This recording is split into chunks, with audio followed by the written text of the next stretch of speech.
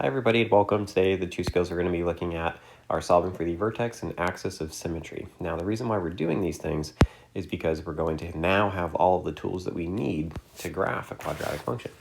So first things first, before we jump into either of the skills, let's take an overview at our big picture for today.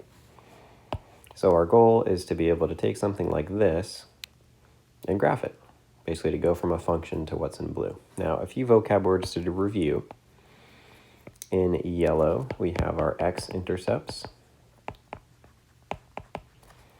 In green, this is our vertex. So that's the min or max of a function, depending on whether it goes up or down.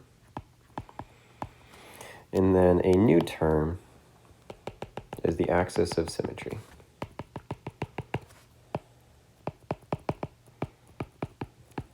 So the idea for this is that the right and left of this line will fold over on each other and will be exactly the same on both sides. It's like a mirror image of either side. That always occurs at the x value of whatever the vertex is. So check, we know how to do our intercepts. That's what we solve for with both the quadratic formula and factoring and setting equal to 0.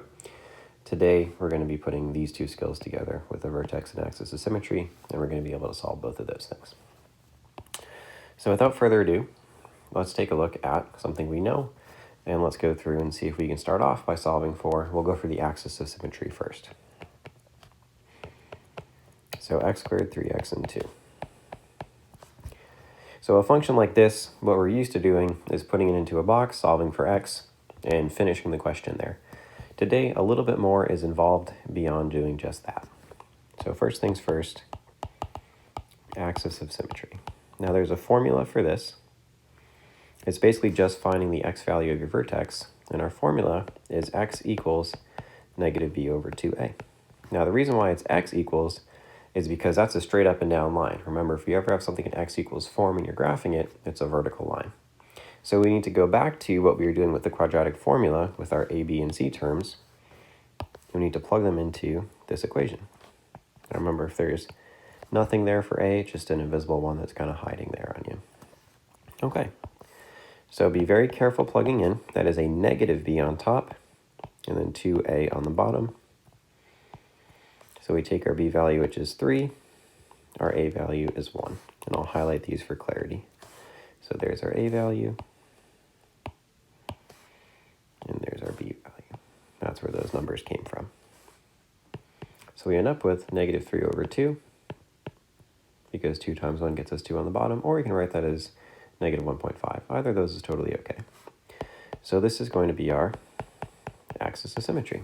And if we look at it on a graph, what this would look like is when we go left by 1.5, we're going to see that our graph is going to split in two right there.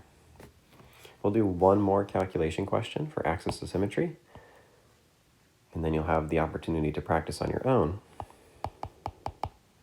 with a few questions.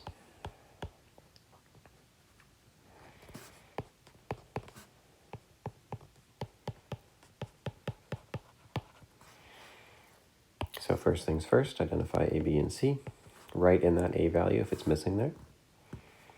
Next, our formula is x equals negative b over 2a.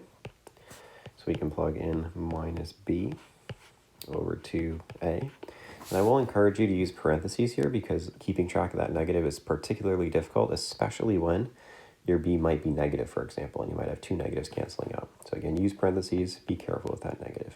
Here we get negative 9 over 2, or negative 4.5, and that's going to be basically our answer here. So if we were to put this on a graph, what would it look like? We go left by about 4.5. We have a vertical line for our axis of symmetry.